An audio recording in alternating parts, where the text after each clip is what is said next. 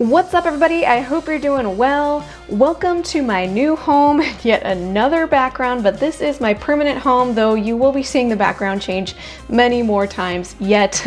I just moved in yesterday. There are still contractors working. You're gonna hear them in the background. My husband is sharing a wall with me on his virtual meeting, so you're gonna hear him in the background.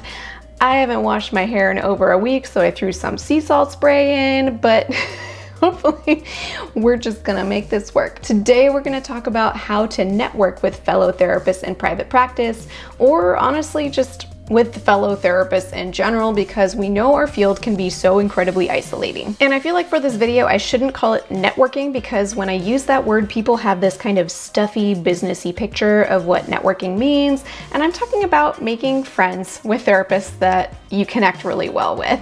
And that's something I've been referencing a few times in recent videos since I've made this move to San Diego, and I'm trying to meet new therapists. And a lot of you have been asking like, okay, how do you do that?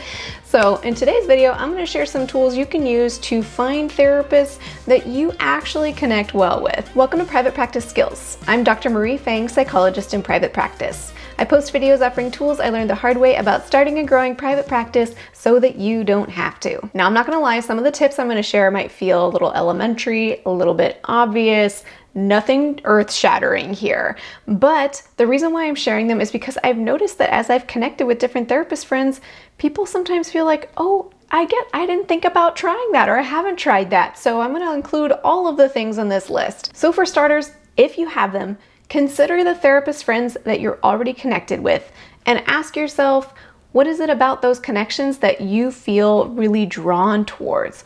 Why is it that this particular therapist is someone that you just super jive well with, as opposed to maybe other therapists that you've tried to connect with but didn't jive so well with? Most likely, you're going to find a pattern across situations where you felt like you've connected really well with therapists, and it's helpful to identify what those themes are so that you can emphasize those things as you look to make new therapist connections. And some less popular advice from what I just shared is to think about the therapists out there that you find yourself actively avoiding, and to consider what is it about those folks that you are just kind of, you just don't want to get closer, you kind of want to pull away. There's going to be some characteristics about those folks that will be illuminating to think, okay, well, what is the opposite of those characteristics then that I want to seek out, that I want to try to be drawn towards? Now, hopefully from the questions I just listed, you're able to develop a sense of like themes around what things you're drawn towards, what things you're not so drawn towards.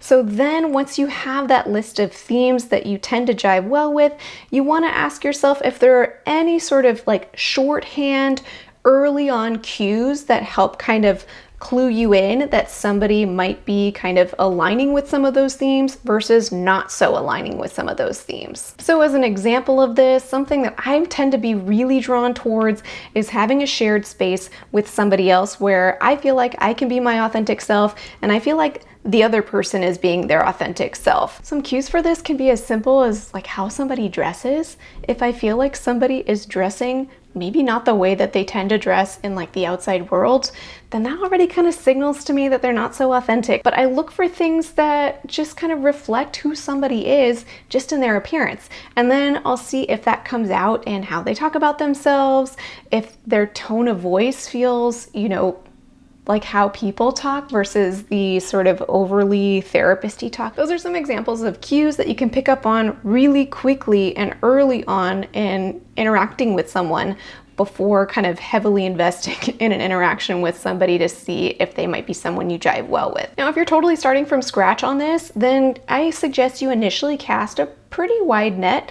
Just kind of find anywhere that you can connect with other therapists. So it could be on Facebook groups, networking events, like, little mingle, what do they call those? Mingle groups? Meetup groups? Mixer groups.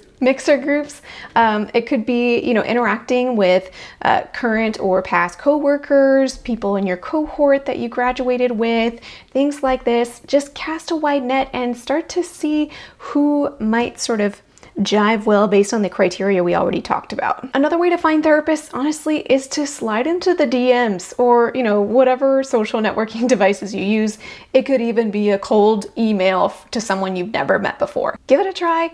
slide into the DMs of somebody you don't know if you catch enough things about them online or wherever you might be interacting with them that makes you think that they could be a good friend, a good connection point. And an important piece of advice to mention as well is if you're not connecting with somebody, don't keep trying to make a connection happen. Because you're a therapist, you're most likely a very intuitive person and you can pick up those vibes pretty early on most of the time regarding whether you're going to connect well with somebody or not. So if you already are kind of put off, you're just not interested, don't keep reaching out and trying to make it work. There's going to be somebody else who's going to be a better fit for you, and don't worry, there's going to be somebody else who's going to be a better fit for that person too. So of course there are a lot of different ways you can go about growing your networks as a therapist, folks that you really connect well with.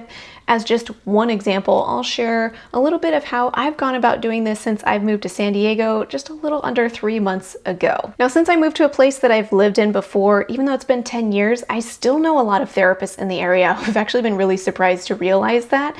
So when I first moved to the area, I just started out by contacting like almost everyone that I remembered from when I lived here. Now, that doesn't mean that I reached out to every single person and asked them to hang out. For some people, I might have just sent them a message like on Facebook and just said, hey, how's it going? I just moved back to San Diego. It's been ages. Hope you're doing well. And for a lot of folks, that's kind of where things left off. But for the folks that I was really interested in kind of seeing where they were at and maybe having a connection point to see if we jived well, I would reach out and invite them to hang out.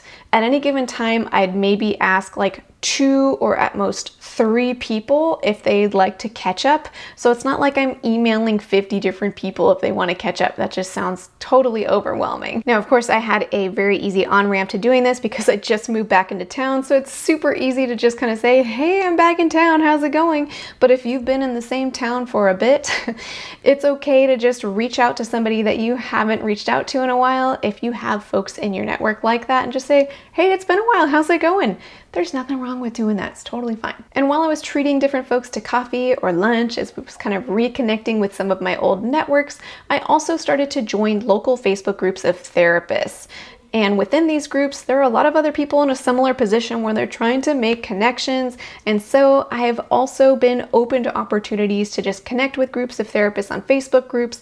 Sometimes it's one-on-one, sometimes a whole group gathers together. Now I'll repeat again, you do not have to follow this exact roadmap in order to network with fellow therapists, and you don't have to leverage networking at all in order to market your practice. But I will say, again, that our field can be quite isolating as therapists, so I do strongly suggest you have at least a few folks in your network who you feel like are on your team, are your cheerleaders, and also importantly, folks that you can consult with as needed. But it's also a really wonderful marketing tool. It helps you feel supported and connected and just allows you to have genuine friendships with cool people. Before we close, I'd like to thank TherapyNotes.com for sponsoring this video. TherapyNotes helps with scheduling, notes, and billing. They have a HIPAA-secure telehealth platform, so they cover all of your practice management needs. If you'd like to check out TherapyNotes, you can get 2 months to try it for free with no commitment just by clicking the link in the description of this video. Well, I hope you found this video helpful. If you're hoping to grow your connections with fellow therapists, if you have had success making connections with fellow therapists, let folks know in the comments what sorts of tips have you found most helpful doing so that people can glean from your wisdom. And until next time, from one therapist to another, I wish you well. Oh, yes? You got Mexican food for lunch? I'm good, thank you. I like your hair. Thanks.